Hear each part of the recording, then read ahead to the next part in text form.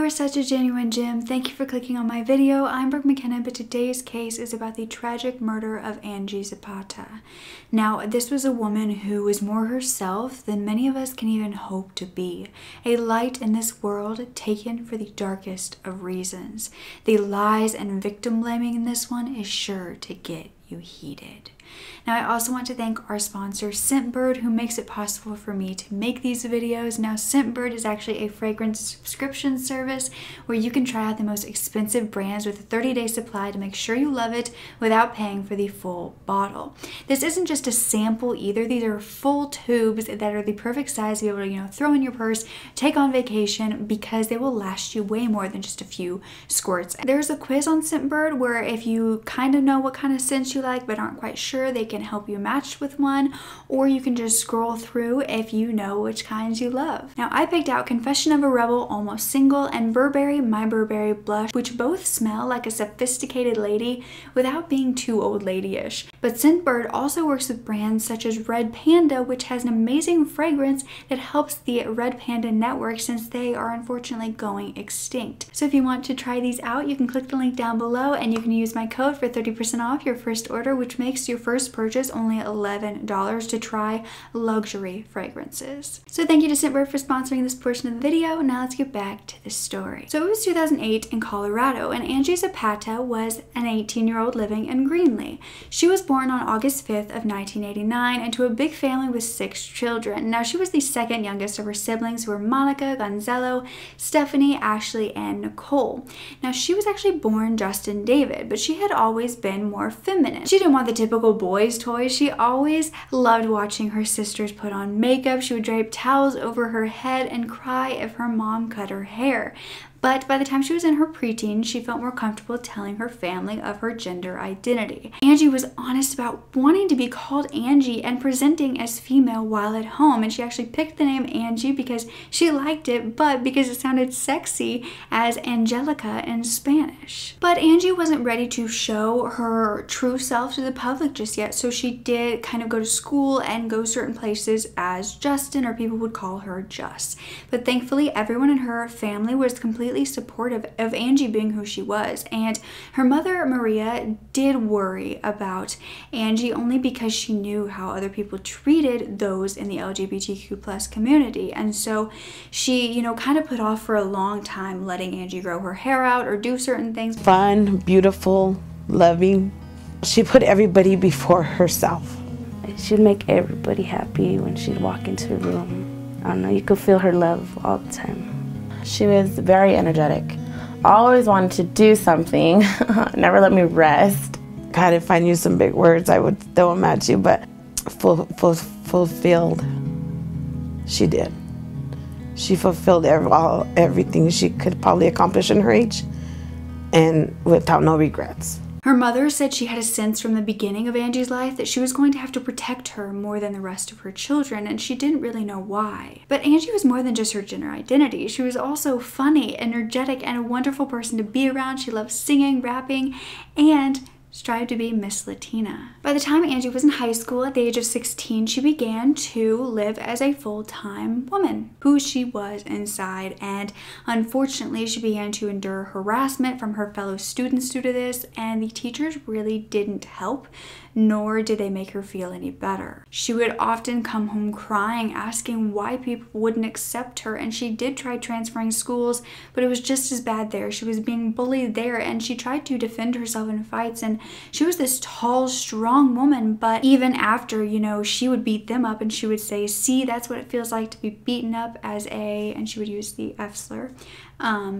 they would still continue to come after her. She always felt like she had to protect herself from those who didn't support her, and she had actually admitted to her sister that she was sexually assaulted when she was a child by an older male. And she said, if I could attract men like that as a male, then maybe I was meant to be a woman. Now, she did have one childhood friend who meant everything to her. Her name was Rochelle, and they had been friends since 1st grade. They often played Barbies together, and Rochelle loved her ever since they were really tiny. She didn't care how Angie presented. She was her friend and she loved her for that. One time they had a crush on the same boy, and so they threw rings down at his feet, and each one had separate rings, and whoever he picked up got to keep the crush on him, so they didn't fight over him. And so when Angie first came out as gay to Rochelle, she said, "Oh, you didn't need to tell me that. I already knew that." But she was completely supportive of it.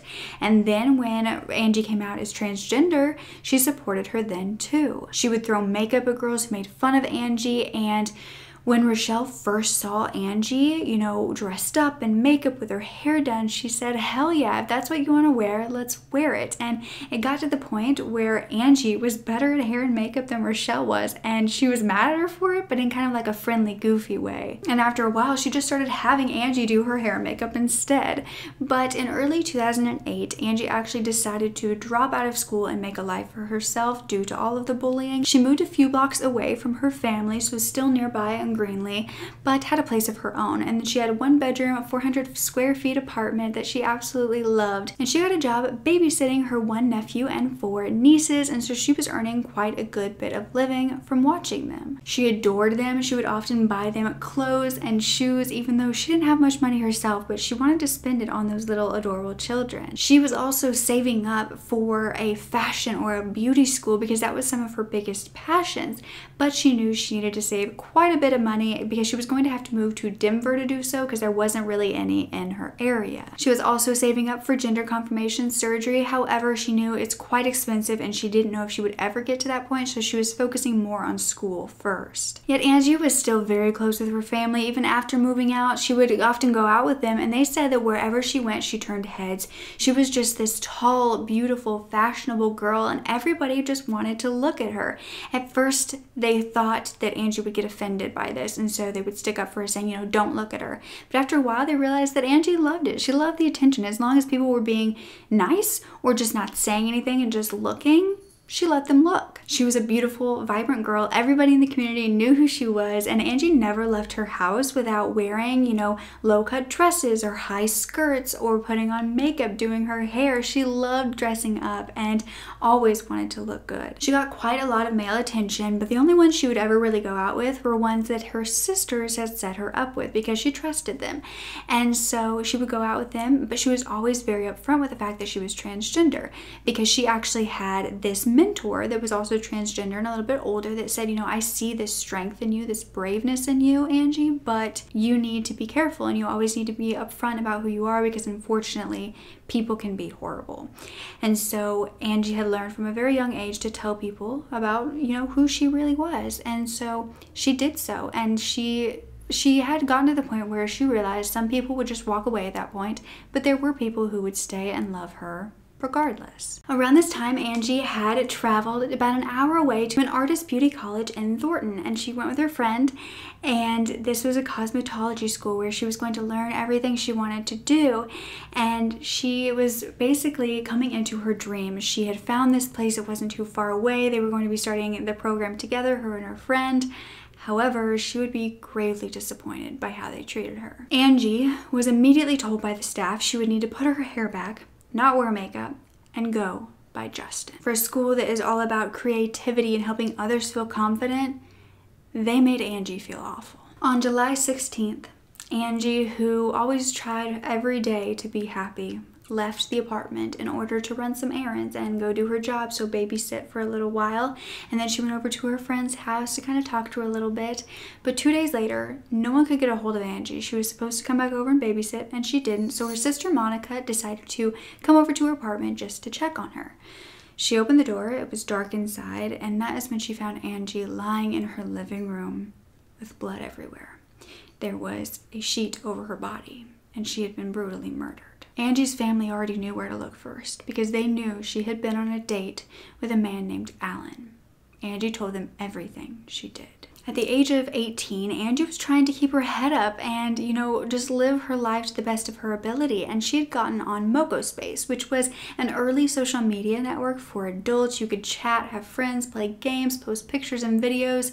And this was around the time that MySpace was so popular, but little did anyone know that it was going to be so much more popular, just social media in general. But this is kind of the beginning of it. So through this, she had come across a man named Alan Ray Andrade, and they instantly hit it off through messaging. They had messaged and texted and emailed over 700 times, and they finally said, okay, it's time to meet. And so Alan and Angie planned to meet on July 15th of 2008, and she left that day in one of her awesome outfits, and she drove her mother's 2003 Chrysler PT Cruiser to go and meet him. Now that date went so well that night Alan actually came back to her apartment to stay overnight, and it turned out that when Angie brought Alan back to her apartment, she actually agreed to perform oral sex on him, but she did not want to be touched by him at all. She wasn't comfortable with that, and he agreed. She said that he could stay over, but he would need to sleep in another room than her, and Alan actually didn't have a job or anywhere to go the next day, so he stayed at her apartment while she went out and babysat and then went to her friend's house. Now, like I said, Angie stopped to talk to her friend, and there she told her friend that she had this older man at her apartment, and she said that she was going to see if he would pay for any of her bills before she kicked him out. So was he the killer, and was that the reason for murder?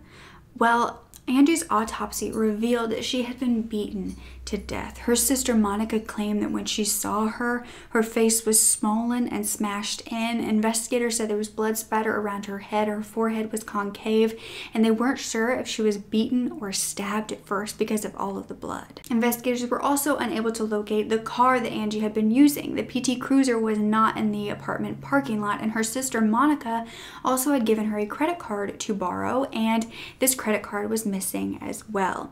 They began to believe that the murder weapon was actually the fire extinguisher that was missing from the apartment because there was a hanger of the fire extinguisher inside. She was found to have been hit with a fire extinguisher about 4 times and also had been beaten with fists. Angie's sister Monica said, "We want the whole community involved to find this person who hurt my sister and to let everyone be aware that all she wanted was to be beautiful. We want this violence to end. Transgender people deserve to be treated with respect." An APB was sent out for the PT Cruiser to be located, and this is when a call came in. This call had to do with a noise complaint at an apartment, and so they didn't believe it had anything to do with Angie's murder. However, when they got there, they found this PT Cruiser sitting in the parking lot of another neighborhood apartment complex, and this man was playing really loud music. There was also beer cans scattered all around that were empty, and when they went up to him, his name was Alan. He was 31 years old, and he was immediately arrested for Angie's murder. He also had 6 prior felony convictions, and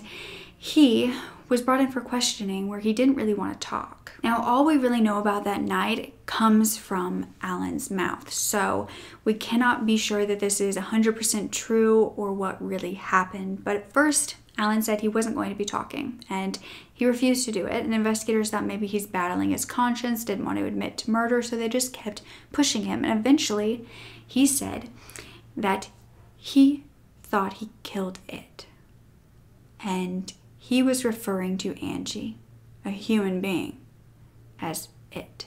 He said he met Angie that day to go on a date, and then the next day, while she went to her job, he was looking around the apartment and noticed photographs and realized that she was transgender. When she arrived back at the apartment that night, he was still there, and he was angry, and he demanded to know if she was a male or a female. And when Angie said, "I am all woman," he grabbed her by the genitalia, felt the penis, and began hitting her with his fist. That's when he said she fell to the ground, and he began to rummage through her apartment looking for who knows what, but then he realized that she was trying to sit up, she was gurgling, and she was still alive. And that is when he went back with the fire extinguisher and killed her. Alan then admitted to covering her up, cleaning the apartment, and grabbing her purse, keys, phone, and fire extinguisher before stealing her car and leaving.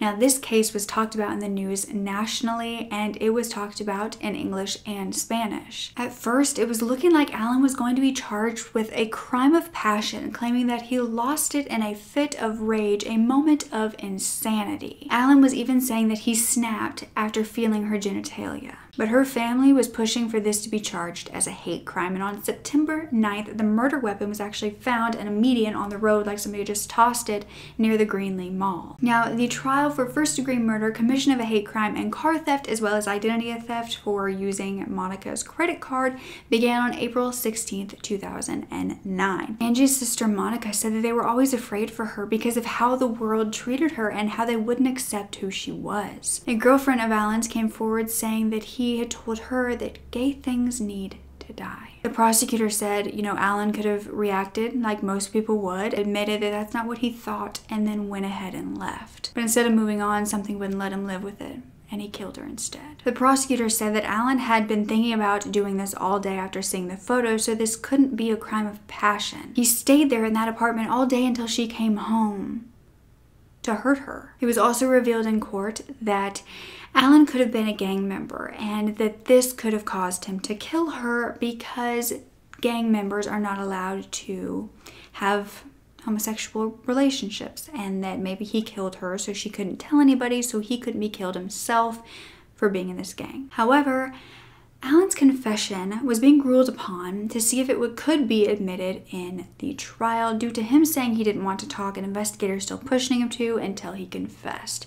Now, the defense claimed that he was very sleepy, he was in there for hours, and that his confession was not voluntary. Now, part of his confession was thrown out and was not used at the trial, but the judge also said that evidence that he could be in a gang could not be used either because it was speculative. Angie's whole family was there to make sure that she was the central of this trial. They also told the defense lawyer when he was misgendering her and calling her Justin. Most of the evidence shown was enough to make them all start crying, and the defense said that he only told his girlfriend that gay things must die because he was joking and they were both laughing, and that they didn't really mean it. They said that this case isn't about the judgment of lifestyle, but about deception and the reaction to the deception. So basically, at this point, the blame was placed on Angie for not telling him by that moment how she identified. And this excuse was being used for why she was killed. Yet phone calls that Alan made from jail were recorded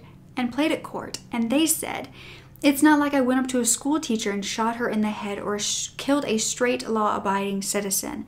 And another time he referred to a gay individual as a pink-wearing mother effer. Prosecution said that this showed that he hated transgender individuals and he killed Angie because of it. And the problem with this, the reason that they fought for it so much, is because if this was ruled as a crime of passion or second-degree murder instead of first-degree murder, he could only be given 8 to 24 years rather than life. And he could also get another 3 years if this was a hate crime. The jury was actually the only ones in the courtroom shown Angie's body, and it was also found that the day of Alan and Angie's date, Angie may have picked up Alan to go to a court date with her. She had told her family that she had to go pay a traffic ticket at court and that she was going to take a male friend with her. They didn't know who this male friend was. Nobody else had come forward, and that was also the day of the date. And there she had to use her biological name and gender, and so Alan, or whoever was with her, would have heard this and known that she was transgender. No one could confirm if Alan was with her, and they also couldn't find her phone to see if, maybe they had talked about it over text, over their 700 messages to one another. Because like I said before, Angie was one to tell people right up front that that's who she was. The executive director of the National Center for Transgender Equality said Angie was not murdered because she did something wrong. Angie was murdered because a criminal was taught to disrespect anyone who would have the nerve to claim they beat someone with a fire hydrant because they found out they had male genitalia. What kind of society do we live in where that is being used as an excuse? After 2 hours of deliberation on April 22nd, Alan was found guilty of first-degree murder and a hate crime. He was sentenced to life in prison without the possibility of parole. Yet, because of his prior convictions, he was a habitual criminal, meaning he was given an additional 60 years to be added on to his sentence. This was the first time in Colorado that someone was tried under the hate crime law that had just included transgender individuals 4 years prior. I will say, Mr. Andrade, that I hope as you're spending the remaining part of your life, your natural life, in the Department of Corrections without the ability to parole, that you every day think about the violence and the brutality that you caused on this fellow human being, and the pain that you have caused not only your family, but the family of Angie Zapata. And so the court is going to impose a life sentence in the Colorado Department of Corrections. That is, that you spend the remaining natural life in the Department of Corrections without the ability to parole. Angie's mother, Maria, blames herself for this happening to Angie because she let her borrow the car that day. She harbors a lot of pain and guilt, and her other children have asked, maybe you should move away because this is so painful for you, and she said she just can't because she feels Angie's presence there, and she knows that Angie just wanted to be loved and that she was willing to trust people that weren't that trustworthy. And she said, when I go to work, I have to come back home, rush back home to be with her. I don't want to leave her alone. I say, I'm here, baby, I'm here, I'm home. There was actually an ad with Angie's family that was given to 22 newspapers across the state with the slogan "End Hate." And this was an ad for everybody to light a candle for Angie, and also for changes to be made to protect those affected by hate crimes. I want them to remember her personality. Don't look at her as like a transgender, Look at her as Ange, like a person. I guess my message is to all the transgenders, all the gays, all their families, to be comfortable with him. Because if I could accept my sister, then I wish this whole world was like that too. They were actually fighting for the Matthew Shepard Act to be passed, adding gender, sexual orientation, and gender identity as a federal hate crime law, which would allow federal authorities to step in when somebody says that their local law enforcement are not helping or can't help or won't help. This act had been passed through both houses a year prior to Angie's murder, but then President Bush threatened to veto the bill. Now, the Matthew Shepard Act actually comes from a case that occurred in 1998, which is 10 years prior to Angie's murder, and Matthew Shepard was a 21-year-old going to the University of Wyoming, and he had always been very small, not very good at sports, but he loved politics. He had moved a lot as a kid. He loved being in theater, and he was a very optimistic boy who was very approachable and had that passion for equality. Everyone who knew him said he was a kind-hearted and tender individual, yet on a trip in high school to Morocco, he was actually beaten and sexually assaulted by 3 men, and after this, he fell into a deep depression and had severe panic attacks, and he even got hospitalized several times because he was having thoughts of suicide, and they never caught the men who did this to him. But this isn't even the worst part, because by the time he got to college, he was studying political science like he wanted. He was even a student representative for the Wyoming Environmental Council, and he was doing better every single day until October 6th of 1998, when he was at a gay bar named the Fireside Lounge. Matthew was a gay man, and where he was going to school actually didn't have any gay bars, so he had gotten a limo with his friend and had driven all the way out to this certain gay bar. But he had this kind of one-on-one with the limo driver and kind of told him something he didn't tell anybody in his life. He was still struggling with depression and thoughts of suicide because he just found out he had HIV. Now, he was found 18 hours later in the middle of nowhere, tied to a fence. A cyclist thought he was actually a scarecrow because he didn't appear to be human. His face was completely unrecognizable, covered in blood, and the only way you could see his face is through the tears that had washed away his blood. He had been pistol whipped, tortured, and had a fractured skull, and he was alive, but unconscious. Once investigators found him, the doctors brought him into the hospital. They couldn't perform surgery on his injuries because they were that severe. He was on full life support, but 6 days later, he was pronounced dead. It was believed this was a hate crime due to Matthew being gay, and there were even protesters outside of his funeral speaking about hating the LGBTQ+ community. And Matthew's father had to have a bulletproof vest on as he spoke about his son. Only a few days later, surveillance footage at this bar showed that 2 boys approached Matthew that night and left the bar with them. They were found to be Aaron McKinney and Russell Henderson, who were not members of the gay community but pretended to be, to get Matthew out. Both claimed that they were just planning on robbing him and then going to his home to steal from him there as well, but said that they attacked him when he put a hand on Aaron's knee. They said after the attack, they left him there and they went into town where they found 2 other men who they began to get into a fight with as well, and they ended up with head wounds, and then an officer showed up and took them to jail. They also found the gun that was covered with Matthew's blood and his credit card. Their girlfriends, the killers would testify that their boyfriends were not on drugs. This was said to be a lie. They also helped cover up Matthew's attack as well, and then his murder when he passed away. While the girlfriends were being charged with accessories to murder, they were being charged with first-degree murder. And Russell actually pled guilty and testified against Aaron and was given 2 life sentences. And then in Aaron's trial, the lawyer said that this was all done in a gay panic that caused him to kill Matthew. Now, this is an excuse when you harm someone or kill them for unwanted same-sex advances. But all they said that Matthew did was place a hand on the leg because he was talked to by these men at the gay bar and asked to go home. This was rejected by the judge, and Aaron was also given 2 life sentences, but this is quite a well-known case, especially for everyone in the area. And although the killers said that the murders had nothing to do with his sexuality, the world disagreed. They would later do interviews saying that they were on hard drugs that week and that they really didn't know what they were doing, and they would get into these fits of rages where they couldn't stop. Matthew said that he was going to tell on them after they beat him, and then they beat him to the point of death. They still said they never meant to kill him, but the family of Matthew wants everybody to know that he was gay, and that is exactly why he was killed. On October 12, 1998, my firstborn son and hero died. I miss my son, but I'm proud to say he is my son. The correspondence we got was easily half from the straight community. I didn't know this was happening. I had no idea. It was ignorance.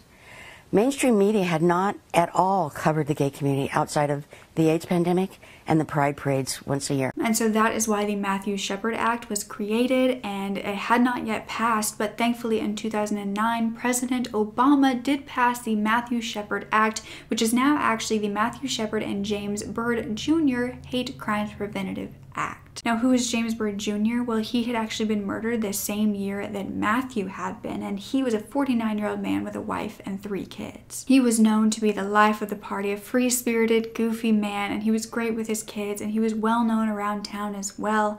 And this was in Jasper, Texas, but he was then found badly mutilated and dumped in front of an African-American church on June 7th. His face was spray painted, his throat was slashed, his right arm was severed from his body, and his ribs were fractured. He was urinated and defecated on, and it appeared as though he had been drugged by his ankles. The area where he was kidnapped and murdered was then found. It was on a road near this town, and it appeared that he had been drugged by a vehicle for 3 miles. There was a name, Barry, written on the road, and then there was a lighter with the word possum on it. Now, like I said, everybody knew everybody in this area, and so investigators immediately knew who did this. This was Sean Barry, Lawrence Brewer, and John King. John King's prison name was Possum. This was believed to be a lynching of a black man. Sean Barry had known James and had offered him a ride before kidnapping him.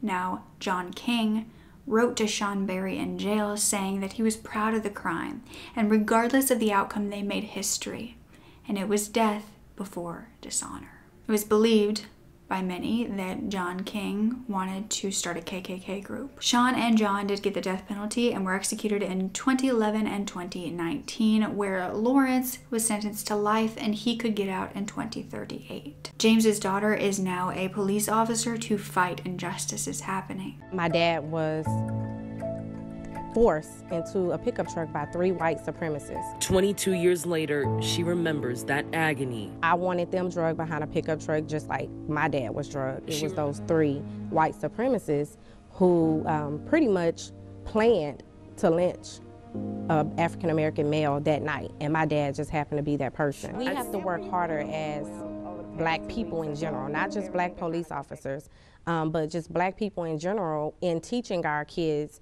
the do's and don'ts, and the fact that we're not privileged. My dad would want me to go out and be that change and be that voice and just stand on the right side of the fence. Now, although this new act is passed and will hopefully help so many in the future, Angie, Matthew, and James were not given that same help. They were brutally murdered for their gender, their sexuality, and their race. We as a world have a lot farther to go when it comes to equality and to making everyone in this world feel safe. Because all these 3 wanted to do was be who they were, and that shouldn't be too much to ask. So don't ever forget to speak up. Your voice is powerful enough, and I love you to absolute pieces. Now don't forget that my last video is right here. My playlist is right here. I have a whole bunch of true crime, and then you can subscribe to my true crime channel here and my vlog channel right here. Okay, bye!